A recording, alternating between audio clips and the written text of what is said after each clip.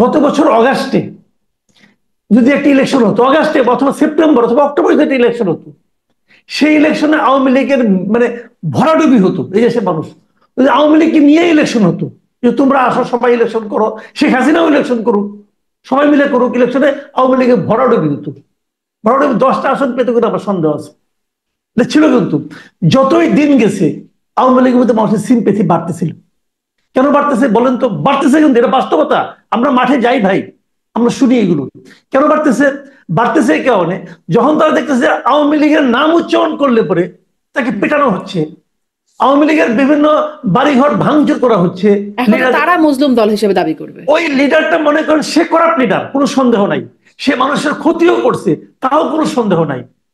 সে মানুষকে অত্যাচার করছে, তাও সন্দেহ নাই। কিন্তু যখন তার বাড়িটা আপনি ভেঙে দিচ্ছেন, আগুন দিয়ে জ্বালিয়ে দিচ্ছেন, এটা কিন্তু আমরা ওখানকার সাধারণ মানুষের মধ্যে একটা নেগেটিভ ইম্প্যাক্ট ফেলতেছে। তারা বলতেছে যে ওটা একটা খারাপ ছিল, ঠিক আছে বিচার করবো, কিন্তু তুমি আগুন ধরে জ্বালাই দিলে কেন? হিসাবটা কিন্তু এই জায়গায়।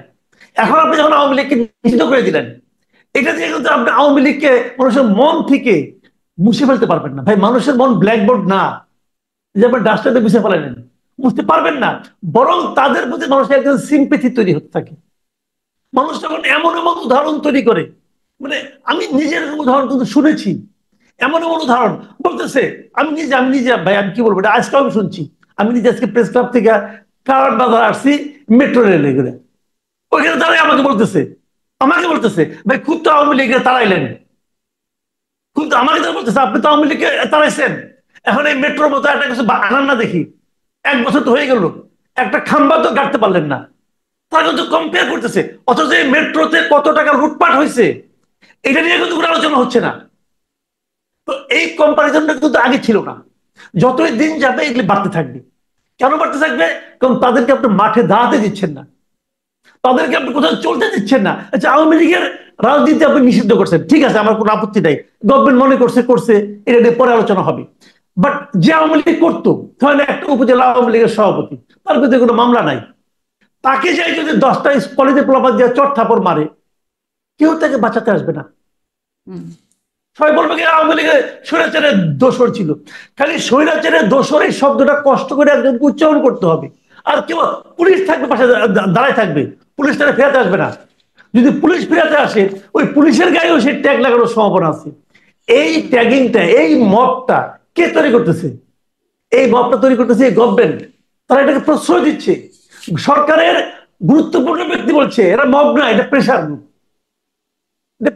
সরকারের গুরুত্বপূর্ণ ব্যক্তি যখন মবকে প্রেশার গ্রুপ হিসেবে আখ্যায়িত করে, বিশেষায়িত করে, তখন তারা বাড়ছে। যতটা মব হচ্ছে ততটা কিন্তু এই দলের প্রতি মানুষের সিম্পেথি বাড়তেছে। এবং এই পুরো কাজটা বুঝে হোক না বুঝে হোক এই সরকার করতেছে। এই আমি তো বলি যে আওয়ামী লীগের যদি পুনর্বাসন ধরেন, আওয়ামী লীগ ফিরে আসতে 50 বছর লাগতো, ধরা যাক কথার কথা, সেটা কিন্তু এই সরকার প্রত্যেকটা ঘটনার মাধ্যমে 5 বছর 10 বছর কিন্তু এগিয়ে আনতেছে। একসময় আমি বলবো আওয়ামী লীগকে বলবো আপনার তোমরা এই সরকারের প্রতি কৃতজ্ঞ থাকবো, কারণ এরা তোমাদেরকে পুনর্বাসনের জন্য যা যা করা দরকার সব করে দিচ্ছে। তো এটা হলো কি বাস্তবতা।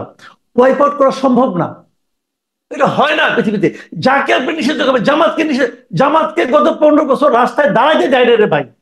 জামাতের 2জন লোক বসে একটা রেস্টুরেন্টে চা খাচ্ছে, ওইখান থেকে ধরে নিয়েছে যে সরকার বিরোধী ষড়যন্ত্র করতেছে, অতএব জেলে ঢুকাই দিল। করছে না? এখানে করছে তো। জামাতকে আপনি নিঃশেষ করতে পারছেন? জামাত আগের চেয়ে শক্তিশালী হয়ে ফিরে আসছে। বিএনপিকে নিঃশেষ করা গেছে, বিএনপিকে ঠেলতে ঠেলতে বলতে শেষ পর্যন্ত বলে কি যে বিএনপি একটা সন্ত্রাসী দল। জিয়াউর রহমানকে বঙ্গবন্ধু নিজে বলছে বীরত্তম খেতাব দিচ্ছে তাদেরকে, তারে বলে সেটাকে আইএসের এজেন্ট ছিল বলছে তো আওয়ামী লীগ। কেউ প্রতিবাদ করতে পারছে? পারে নাই, গায়ের জন্য এগুলি চালিয়ে গেছে। আর কদিন পরে হয়তো খেতাব প্রত্যাহার করে নিত।